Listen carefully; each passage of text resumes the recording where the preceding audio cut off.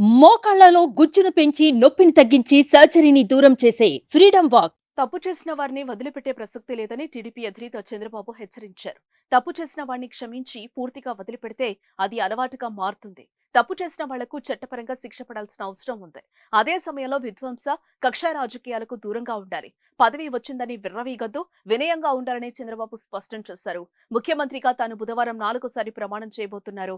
ఈ సందర్భంగా కూటమి నేతలతో ఆయన సమావేశమై ప్రసంగించారు. రాష్ట్ర అభివృద్ధికి ప్రధాని మోదీ హామీ ఇచ్చారని అన్నారు. ప్రజలు ఇచ్చిన తీర్పుతో మనపై బాధ్యత పెరిగిందని అన్నారు. తాను జైల్లో ఉన్నప్పుడు పవన్ కళ్యాణ్ వచ్చి పరామర్శించడమే కాకుండా ప్రభుత్వ వ్యతిరేక ఓటు చీలకూడదని చెప్పారని బాబు ఈ సందర్భంగా గుర్తు చేశారు. జనసేన, బీజేపీతో పొత్తు కలిసొచ్చిందని అన్నారు.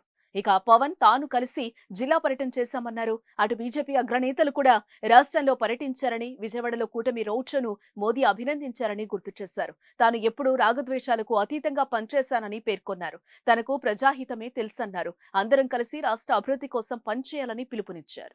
పరిపాలించినటువంటి వ్యక్తి యొక్క ప్రవర్తన చూసిన తర్వాత ఇలాంటి వ్యక్తి పాలనకు పనికిరాడనే ఉద్దేశంతో ఓట్లు చేసే పరిస్థితికి వచ్చారు. ఇది నా ఉద్దేశ ప్రకారం ఒక కేస్ స్టడీ అవుతుంది. మనందరం కానీ జాగ్రత్తగా ఆలోచిస్తే. కానీ మనం కూడా అదే విధంగా కక్ష తీర్చుకోవాలి అని కానీ మనం ముందుకు పోతే మనకు కూడా సమస్య వస్తుంది. అదే సమయంలో ఒకటే చెప్తున్నా, తప్పు చేసిన వాడిని క్షమించి పూర్తిగా వదిలిపెడితే కూడా మళ్ళా అలవాటుగా మారుతుంది.